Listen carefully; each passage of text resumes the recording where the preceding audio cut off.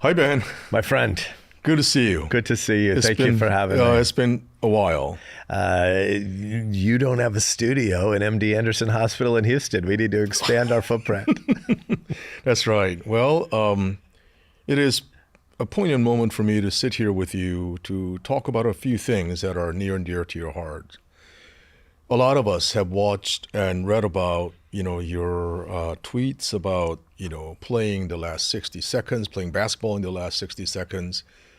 And I thought that was quite an apt kind of analogy to think about our life and our journey. And so maybe what we can do today is for me to ask a few questions, but it'll be free kind of flowing conversation, I hope. And so I'm guessing, I could be wrong, but in the last kind of 60 weeks, you have been perhaps reflecting on and reading from scriptures more than before or at the usual pace.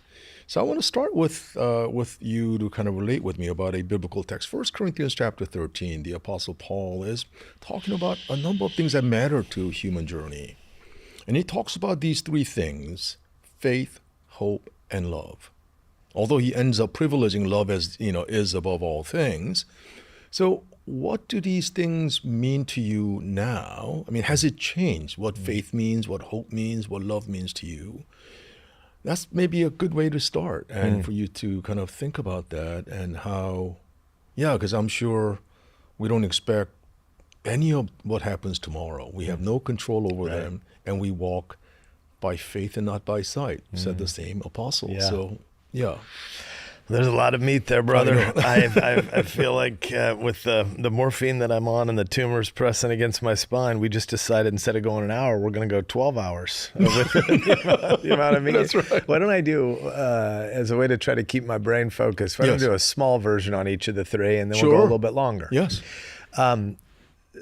You asked in particular, is it different? One of the things I think is different with the terminal diagnosis, I'm at day 123, I think, since I was told I have 3 to 4 months to live. And I'm no math major, but I think that means you had 90 to 120 days, and I'm on extended time. I'm a football kid. My dad was a football coach, but in soccer, there's that moment at the end of each half where you get another minute and a half or 2 minutes, and the ref knows what she's got on that little hand watch, but you don't really know. We're all on the clock, always. It's different to have a terminal diagnosis and have a finite clock. And then it's weird to be outliving what your clock was supposed to be. Yes. So one thing I'll say about faith, maybe two things. The first is, in our tradition, somebody has to fulfill the law. And you either do it yourself or you do it by faith because a substitute did it on our behalf. Yes. And so one of the things that's amazing to be in a lot of pain. I'm not in a ton of pain right now. I have a lot of morphine and I've had a lot of tumor shrinkage. I'm on this amazing drug on a clinical trial. Yep. But from October till December, when I was diagnosed and then put on morphine, I was in a lot of pain. And Tim Keller, who died of pancreatic cancer in our tradition, yes, absolutely, said, pancreatic cancer is nasty and I would never wish it on anybody, but I also would never want personally to go back to a time where I didn't know the prayer that flows from pancreatic cancer. Oh, wow.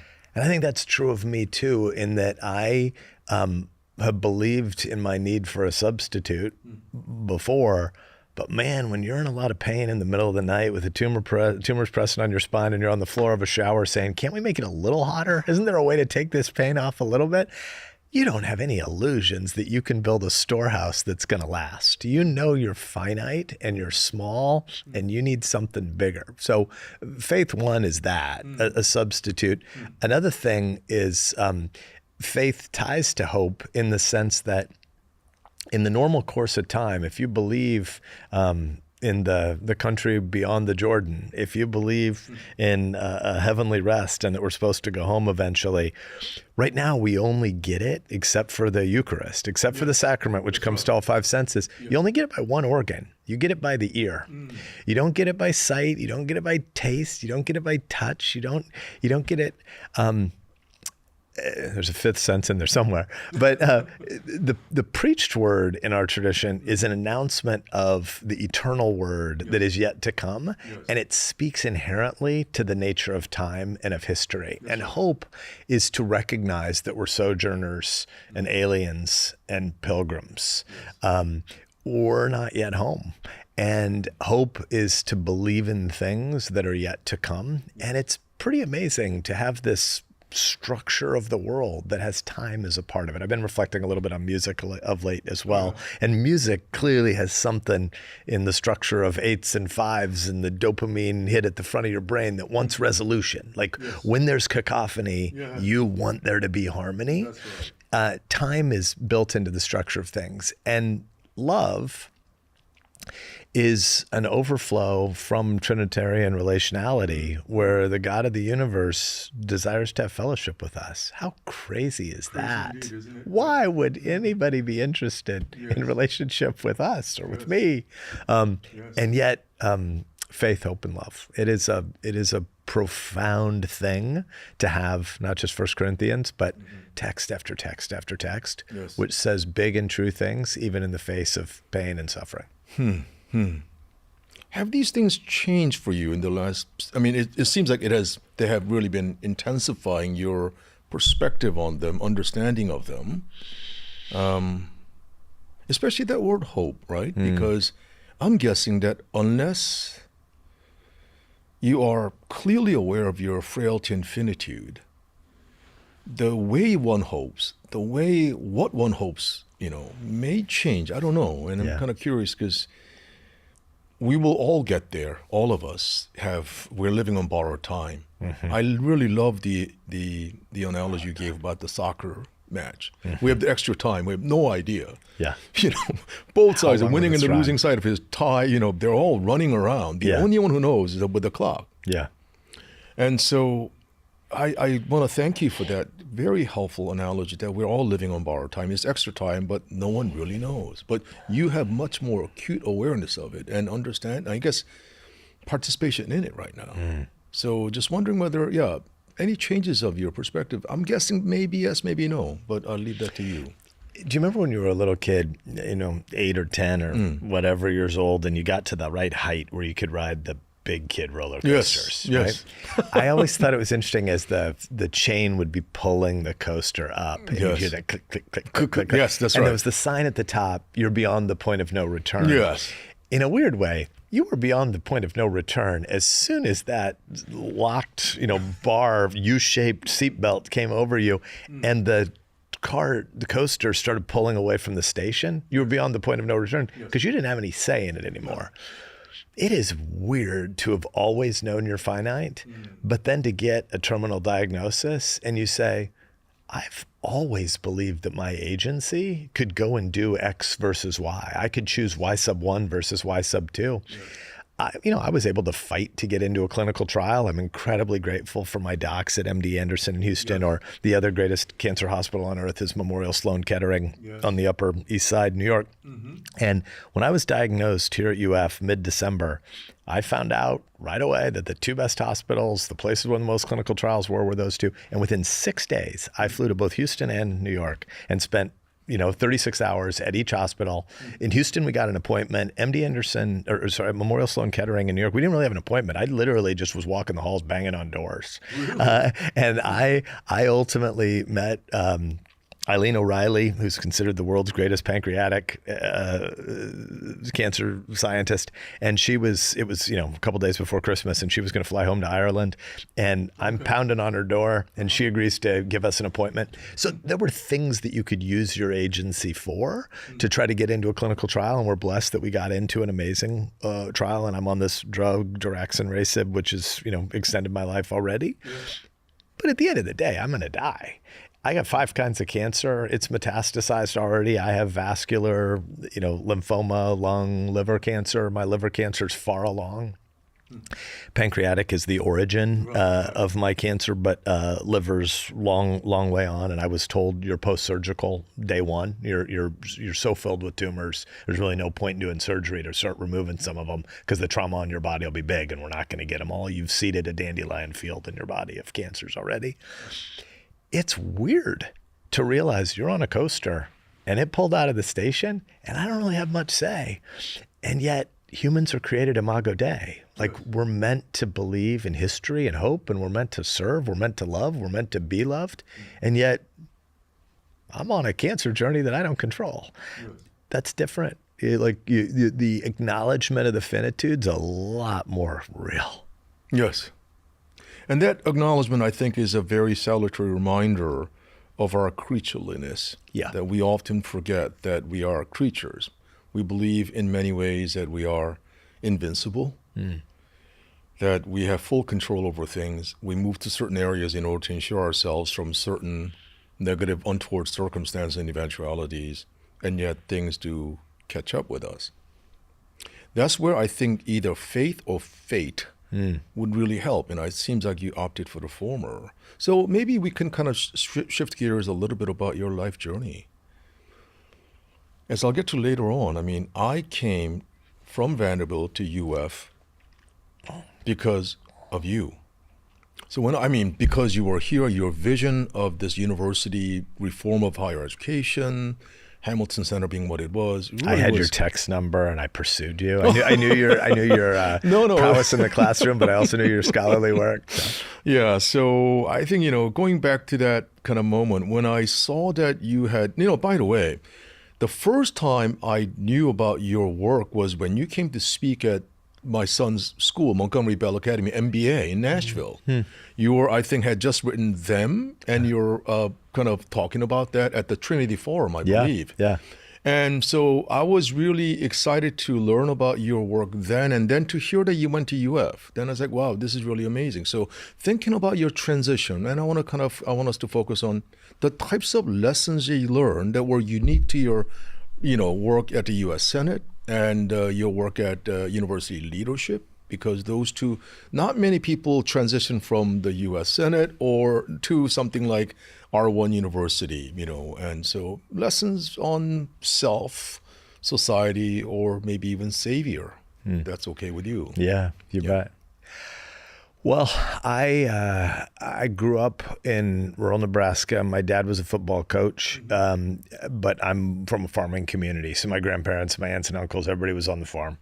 And I grew up working on the farm, even though we lived in town, because, again, Dad was a football and wrestling coach. But I knew that I was a crappy enough athlete that I was going to have to go away to find some place that would let me play. Like I went to Harvard and Yale, not because I thought they had great academics, but because I knew their sports were crappy enough that I could make the roster.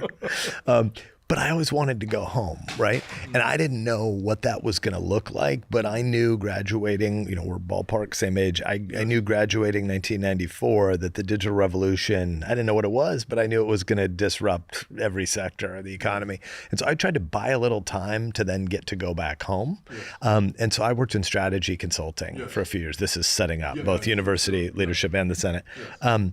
But I really wanted to serve a people more than there was a specific role I wanted to do. And I wanted to get home to my folks in Nebraska. And I didn't obviously have an insight in 1995 or 1999 of the jobs apocalypse debate about AI right now. But there was a bit of a foreshadowing that I knew we were headed to a world where we're going to have to create a civilization of lifelong learners, and nobody's ever done that. Almost everybody in human history past worked with atoms, and almost everybody in human history future is going to work with bits. Like we're living through a transition where most people are going to do brain jobs, not brawn jobs. And yet 35, 40, 45, 50-year-olds have never had to figure out what they're going to do in the future. When you were 18 or 22 in the past, you were doing maybe not the firm, maybe not the specific role, but you were in the sector or in the vertical that you were going to do until death or retirement. And that's never going to be true again. And so the level of disruption we're going through, I think, requires us to rethink a lot of things about humanity that we've sometimes been lazy about and assumed you can just go on autopilot, and you're not going to be able to do that anymore. And so running being in an executive suite in a couple of universities, sorry for the morphine, or serving in the Senate look like really different callings. And yet the Tocquevillian in my soul, the person who believes in the thickness of local institutions and entrepreneurialism and voluntarism and persuasion over power and compulsion, believes we're going to have to build a lot of new institutions. And so I don't think either that we have the right institutions for going from 14 to 16 to 22 to 26 to 29 years old yet. The University of Florida in general, glorious place. Hamilton in particular, beating heart glorious chunk of what UF is and what it's building. But we need lots more things like this. We need lots more experiments. And I really was hoping when I got kind of drafted into a Senate race in 2013, 2014, that the roadmap for rebuilding Tocquevillian institutions for the digital age instead of the industrial age was what the U.S. Senate might do. And the truth of the matter is that the Senate is caught up in a lot of tribalism right now where it's not. Sadly, it's not the world's greatest deliberative body. It needs to become that again. But the chance to do that in an active building way was better than a sit around and wait to grandstand on C-SPAN kind of way. But both are really special callings, and I'm honored to have had those opportunities to serve. But man, do we have a lot of institutions to rebuild together as a people. We do, don't we? And one of the key institutions of any society is educational institutions. Yeah. And tell us a little bit more, because you were also, you had a role in a smaller university in Nebraska before you took this on. Continuity, discontinuity of experiences? I don't know, just... I went to what was then called Midland Lutheran College, now Midland University. It was a 130-year-old liberal arts college in Nebraska, incredibly special place. But my grandpa, who never went to college, but worked at this school for 35 years, ended up becoming the executive vice president, kind of ran everything but the faculty. So he was the CFO and boss of the athletic director and whatever else, but as a non-college grad himself, really special farm kid who just worked his tail off. Really special place, 130 years old, but was on the verge of financial collapse in 2009 when I was being recruited to go there. They'd missed payroll 4 times in 6 months. Just a really important grass tops institution in a little farm town in Nebraska. And I got to build a team. I was given too much credit. I was seen as Midas. Really, I built a team that was really special, and we led a turnaround, and Midland became one of the fastest growing schools in the country over the course of I was there for 5 years on paper, but a year and a half of that I was on leave running for Senate. And we were one of the fastest growing places in the country over that period. One of the things that I saw, and I love a large research university as well. Yes. This one, University of Nebraska, is where my sports loyalties have been since childhood. But one of the things that Midland had going for it is its extracurriculars were thick enough that almost everybody could participate. Yeah. When I got there, we had... don't quote me, but I think we had 18 varsity sports. By the time I left, we had 29 sports that had both varsities and JVs. We added, lacrosse, we added men's and women's ice hockey, we added cheer dance and won the national championship. Right. Almost every kid there could do the thick stuff on the stage, field, track, mat, orchestra, whatever.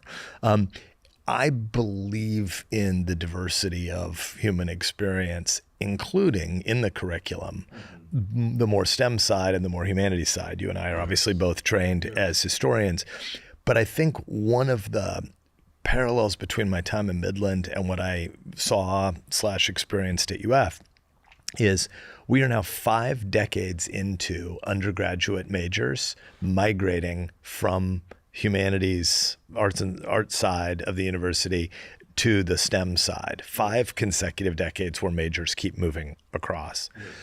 The old question is university or is higher ed to prepare you for work or to prepare you for life? Yes. In my view, the right answer is yes. There's an excluded middle there. It ought to do both. If you're going to give 45 months of your life and some of the most interesting time in your life to go into higher ed, you better get prepared for not just your first job, but your third job in some sector that doesn't even exist yet for 15 years from now.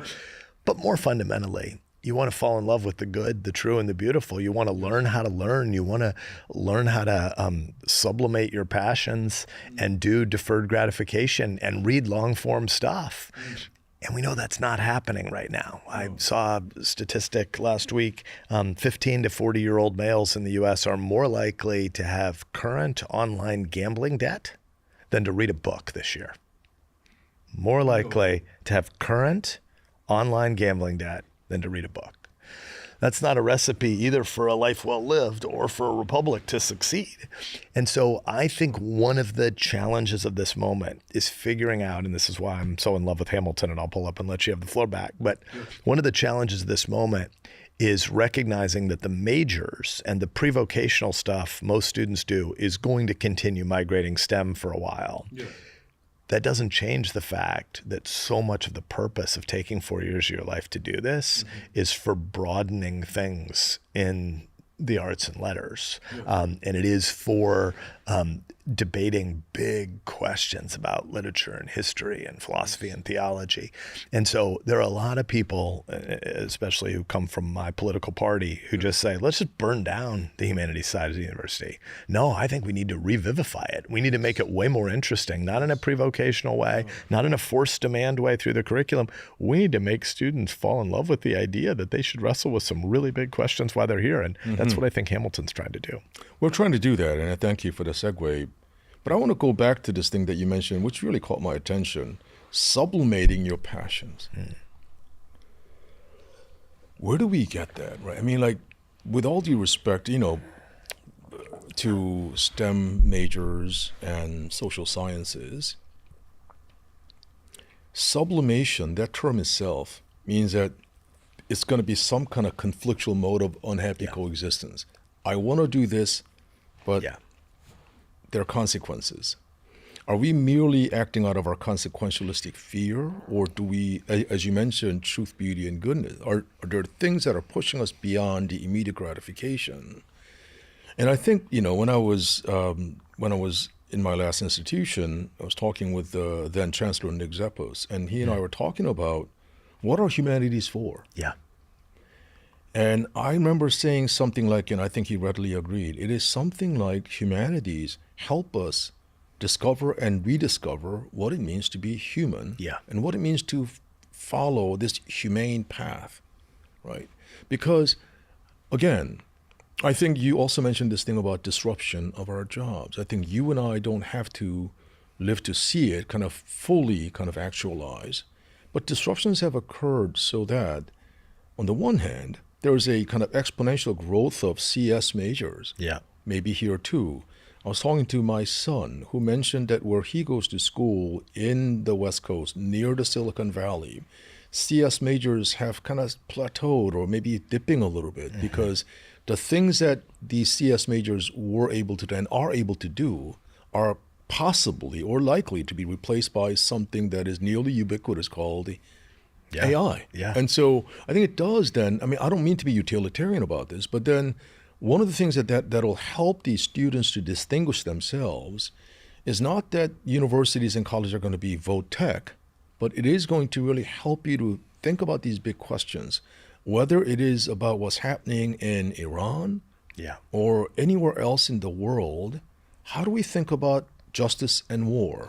How do we pursue peace? What is it? What does peace look like internally and institutionally and globally? These are the kind of questions that are, I think, at the key of some of the ways that we try to raise and answer questions at the Hamilton Center then, School Now. So maybe we can talk a little bit about your relationship with Hamilton.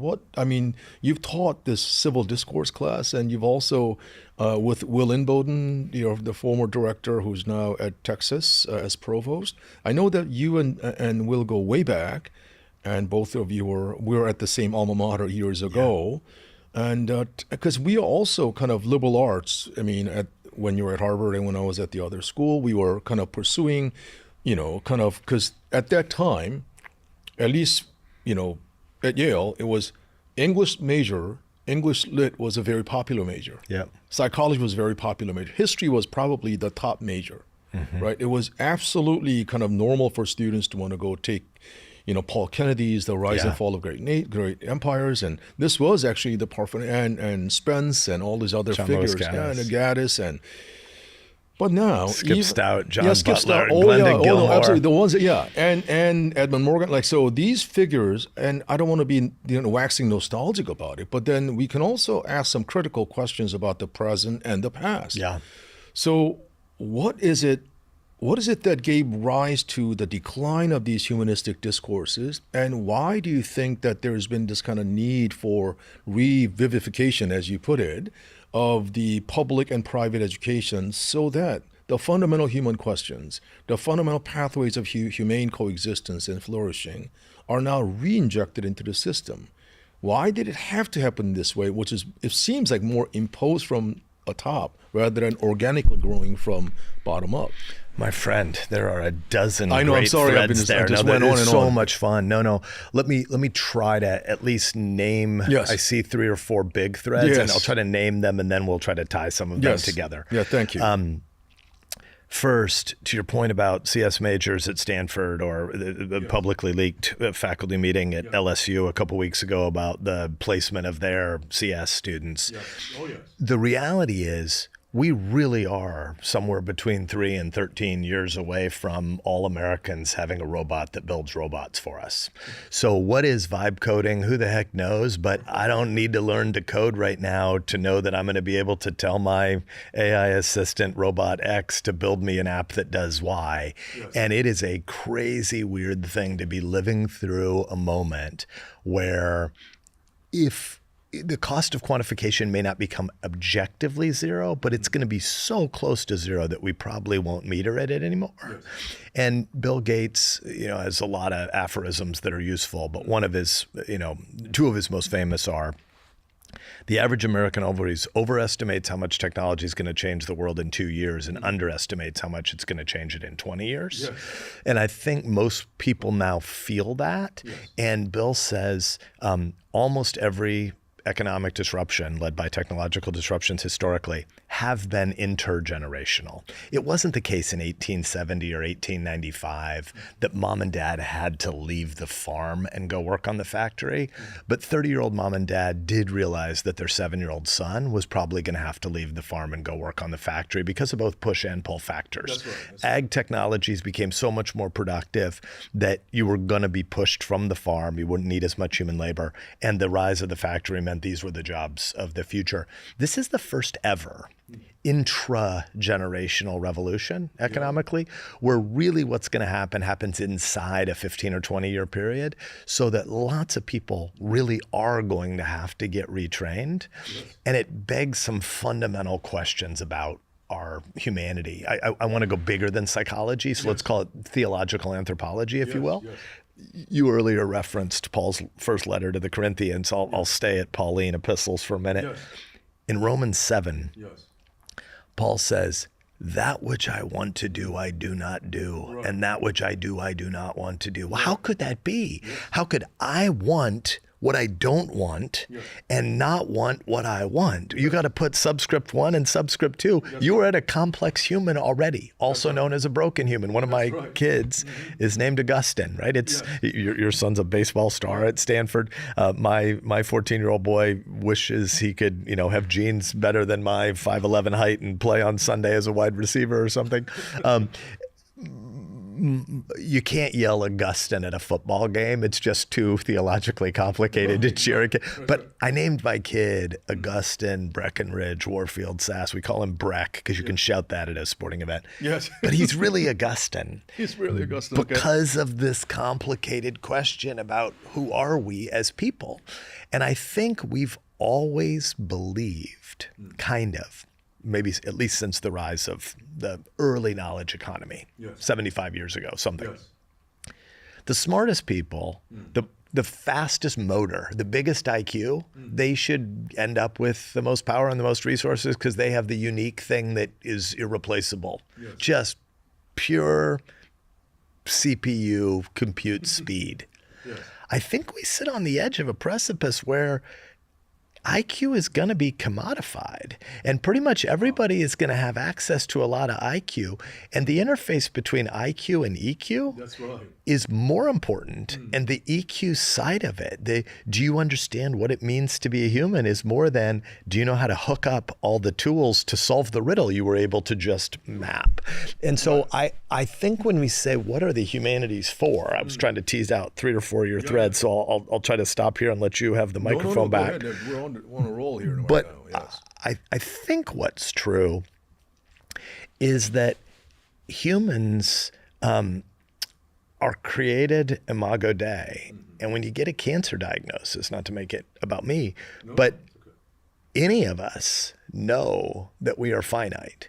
Yes. And Stanford and Silicon Valley are one of the most interesting places in the history of the world right now in terms of the speed by which the technological revolution is creating an economic revolution, which is transforming the nature of time and space. Yes. The supercomputers that we all walk around with in our pockets, right? These things have more compute capacity. This is the biggest tool any median citizen has ever held in their hands in all of history.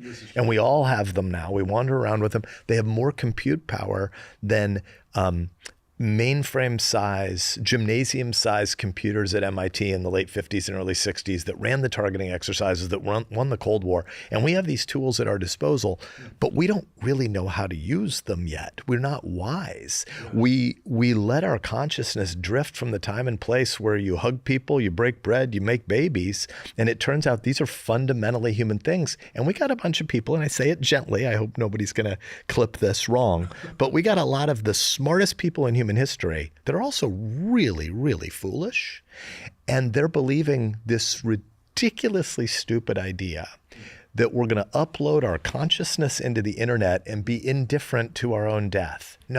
No human is ever going to be indifferent to our own death. And the fact that we are finite mortals and that we need love and we need wisdom and we need to be able to answer riddles about death and mortality and the problem of pain, that's not going to be solved by having more compute. We are going to get to ubiquitous economics in a hurry, which is new and different. We shouldn't deny as historians that we do live in a moment where words like extraordinary, atypical, unique are usable. Usually the historian's job is to be boring at a party and say, you said extraordinary, atypical, and unique. That's because you're a narcissist and you're here. This is actually common. It is typical. It is ordinary.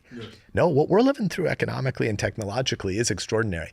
But it isn't changing our anthropology. And there are a lot of guys and gals, mostly guys, who are really foolish about this question. No, I think and they need the humanities. Yes. Romans chapter 7, that human dilemma, the Pauline dilemma, that which I should do, I don't end up doing, that which I shouldn't be doing, that which I shouldn't do, I end up doing, that which I should do, I don't do. That dilemma is perhaps the reason why nowadays there's a rise of stoicism, right? Because you're kind of like resigning yourself because there is in your struggle to gain some kind of mastery or transcendence or sublimation of your passions. Maybe the world is so chaotic. Maybe the things are so full of cacophony that what you do want to do is just tune out, right? I mean, because there's so much information that more often than not doesn't lead to transformation. There's so much knowledge, but that doesn't necessarily lead you to wisdom. And I'm thinking of this Hebrew prophet, this question from Job, where shall wisdom be found? So let's go to the Hamilton School then. I think, your civil discourse class, and what was the class that you and Will taught? We call it the American Idea. Yeah, the American Idea. So what is the American Idea? What are some other ways that we can actually instantiate our civil discourses? Because that is what we're trying to do. The founding kind of a mission of the Hamilton Center was to really kind of reinvigorate the great texts and great debates of the Western civilization, but also to think about the great American idea. So what was your interaction with Hamilton, and what have you enjoyed the most? I love to teach. Obviously, I'm spending too much time in a hospital in Houston to have gotten the pleasure and privilege of teaching this spring, but over the course of the last 25 years, the vast majority of years, no matter what my day job calling was, president of Midland University or whatever, I tried to teach once a year, and at Hamilton have been able to teach a little bit more than that. And the American Idea class was great fun because my position would be that the American experiment is the most interesting project in the history of governance, trying to do a large-scale republic. Yes. Originally, 4 million people, now 330 million people, was completely different than medieval Geneva, a republic with, tens of thousands max. The idea that you could create a republic starts on a continuum between a theory given human brokenness, or somebody wants to take your life and liberty and stuff. Right. At one end, you have anarchy. Yes. At the other end, you have totalitarianism. Right. The founders wanted to try to move from a lean statist side, a monarchical side, towards something that moved toward maximal freedom without falling off the cliff of anarchy. If you have to choose between anarchy and totalitarianism, they're horrible choices, right? A horrible dilemma.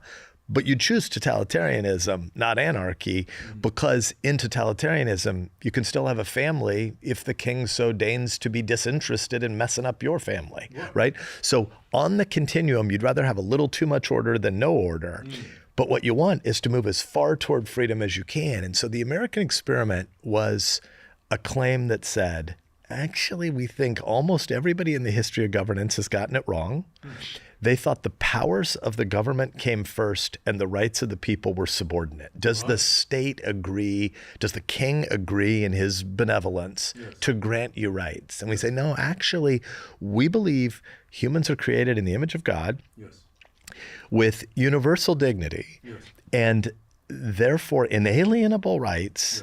And government is just a secular tool. It's just a shared project of we the people coming together to build something where we will give the government a limited number of authorities. The way I like to talk about it with sixth graders when I was in Nebraska as a senator popping up for a civics class in some middle school is you put on the whiteboard a big rectangle with a circle in the middle. And you build the exact same image over on the other side of the board, a big rectangle with a circle in the middle. And the circles are islands, and the rectangle is the rest of the ocean. And you say, in the history of the world, people believed that the island was rights and the ocean was the powers of the government. And the American experiment's going to reverse this and say the island is the authorities that are granted to the government, but the big ocean is the inalienable rights of the people. And it's why there's this great, we spent a week and a half on this in a 13-week syllabus in the American Idea. What's the Bill of Rights in a constitution that starts only naming the government's authorities? The reason the Bill of Rights are external to the document, the reason they're amendments is because we don't want to name the rights of the people because that would imply that when the list ends, that's the end of the rights. And we think all the rights exist for the people first. And so we don't need a Bill of Rights, but just to be redundant, let's go ahead and have a Bill of Rights.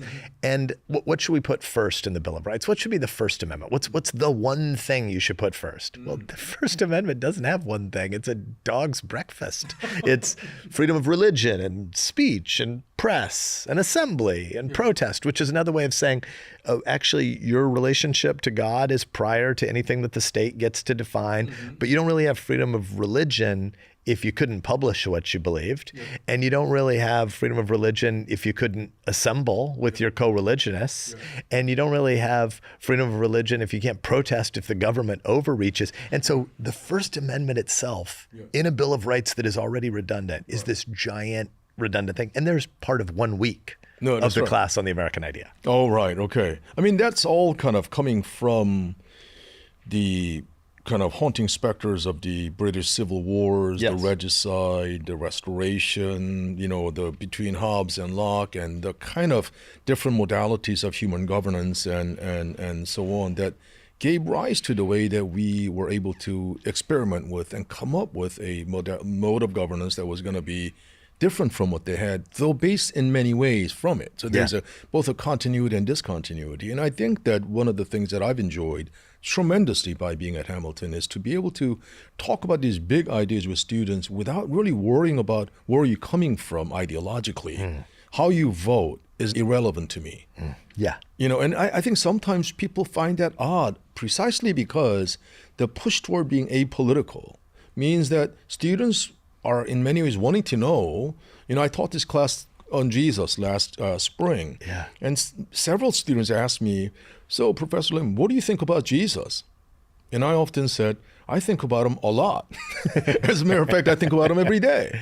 But I think what they were wanting to know at a deep level was, do I agree with Jesus? So I think it is really important. It was at least important for me then, and so it is now. Yeah.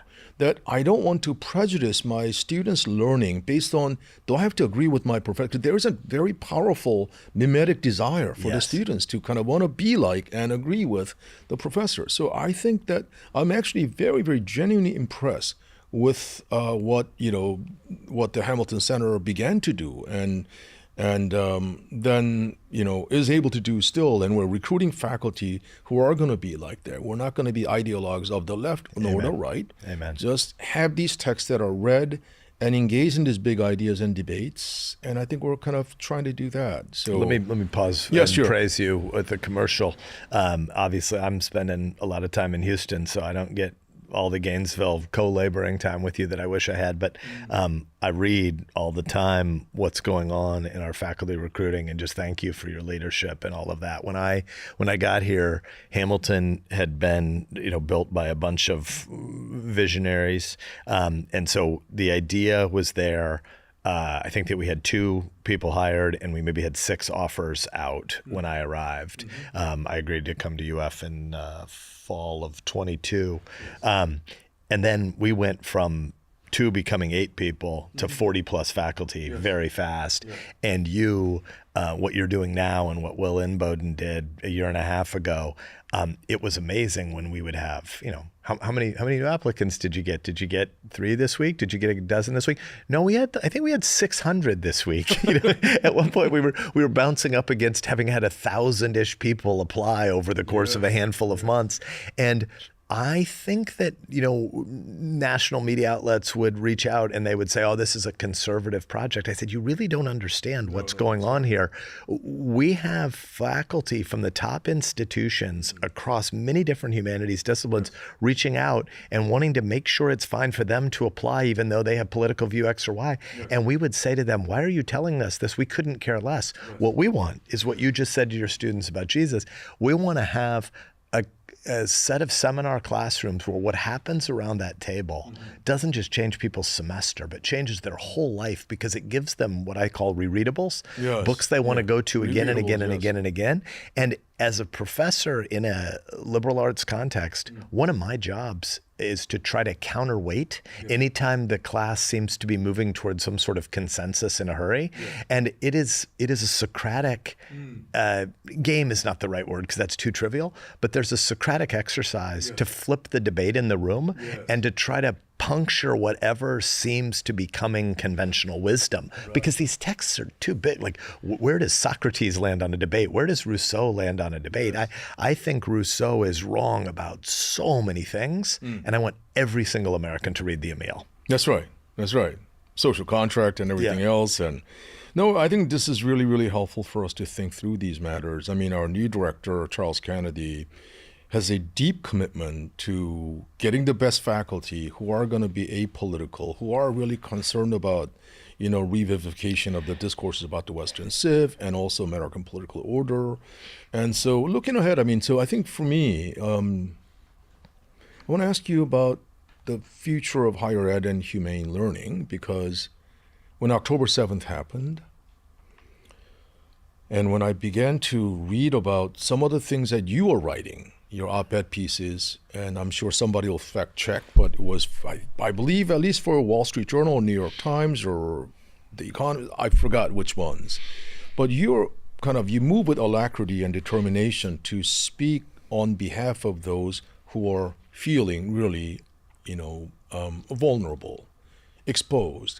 So I thought that, that to me was one of those kind of lightning moments for me to think, okay, wouldn't that be great to be involved with an institution that actually tries to embody this? The laying down and the vision of this Hamilton School that I thought was really something that I didn't really see a lot. I mean, you and I are of the generation where we were, doing a lot of stuff on humanities, and at least where I went to college, we had distribution requirements. Yep. 1, 2, 3, 4, where you had to fulfill each of these kind of groups where you were able to say, I'm not a scholar on Sophocles, but I read something by Sophocles. Right. That I read something by Shakespeare. I read something by Hobbes. I read something by Calvin. But that is exactly what we're trying to reinsert into the conversation. So, what are you thinking?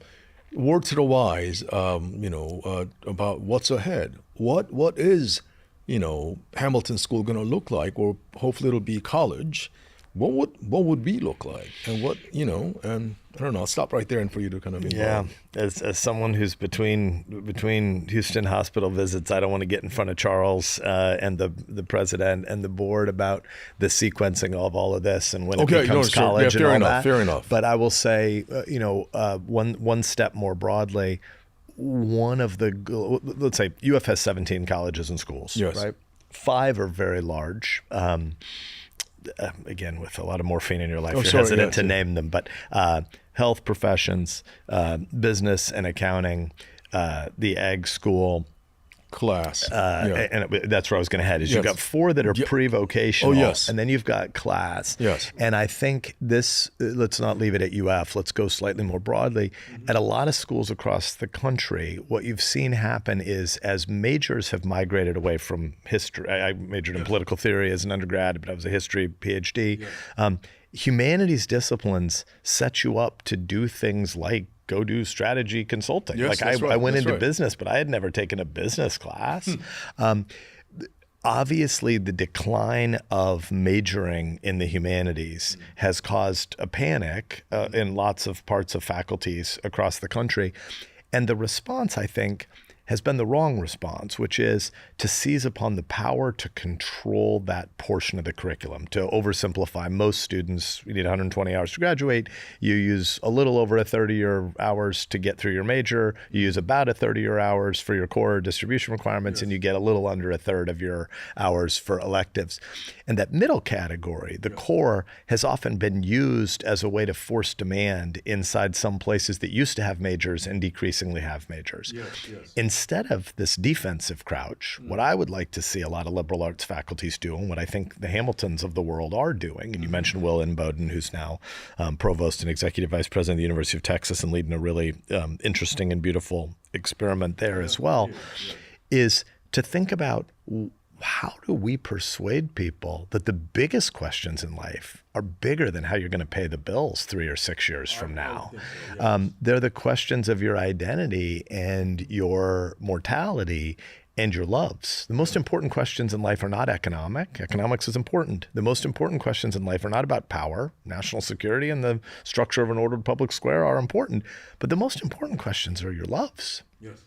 And what I'd like to see is more humanities faculty, more liberal arts faculties that wanted to go out there with that big, winsome, persuasive case. Yes. And we know in a world where attention spans are getting shorter and shorter, our students need to have big truth claims laid in front of them. Again, not with the professor as he or she is the one person with the right answer, but to expose students to some of the big debates. What are the books that are worth reading again and again and again, whether you agree with them or disagree with them, but because they're ushering you into a debate that is bigger and longer lasting than yourself. C.S. Lewis had the great line that we all have the danger of being deluded by the assumptions of our age.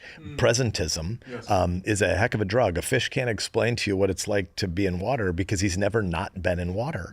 And because we don't have access to the debates of the future, the only alternative to the present is that you need to read a lot of debates from the past. You need to be ushered into these things. And so when I look at what's ahead, I think 2 things, and I'll stop here. One, we need some big-souled folks on faculties who want to usher students into debates bigger than themselves. And that means wrestling with the weird hybrid that is the American university with both its German Research Institute tributary and its British, its Oxbridge teaching college model. Our faculties are both researchers and teachers. Yes. But the truth of the matter is, lots and lots of members of the faculty, not just here, but everywhere, are majority on research leave to do research, but don't really always consistently have productive research output. Everybody at an institution like this ought to be in love with the greatest teachers at that place. We need to find a way to celebrate that. The second thing we need to do is usher students into work and service earlier. We're making a mistake, I believe. You mentioned my book, Them, and thank you for the kind words. Yes. I'm a little prouder of The Vanishing American Adult, which is a book about extended adolescence. Yes, oh yes. And I think we make a real mistake by not having people ever exposed to the world of real work and struggle and productivity until they're 22. Yes. I think obviously there were lots of things that happened in the progressive era, things that we needed those reforms. Yes. But we've gone too far in the idea that 12 and 14 and 16 and 18-year-olds are just consumers and they never have to be connected to the world of productivity. Well, it turns out a lot of your satisfaction in life is learning how to serve, learning how to co-labor, learning how to pull on oars with people. Yes. And so we need to get back to a world where there's a sort of ebb and flow and in and out of productive work and school, coming from the old term that really means etymologically leisure, a protected time where you get to step back, you get to retreat, you get to return to a big debate about things that are not urgent at this moment. We've mentioned C.S. Lewis before, so we'll close maybe with learning in wartime. Oh yes, beautiful. Should students continue to study when we're at war? Right. Yes. Well, we're always at war. We've always got cancer. That's right. We're always mortal. The big questions that are before us are the human questions. That's right. Thank you for that. You know, as a plug to one of the things that we are doing at Hamilton School is Walter Mead and I began convening this C.S. Lewis reading group. And one of the things for the faculty, hopefully will extend to the students too, one of the very first things we read was Learning in Wartime.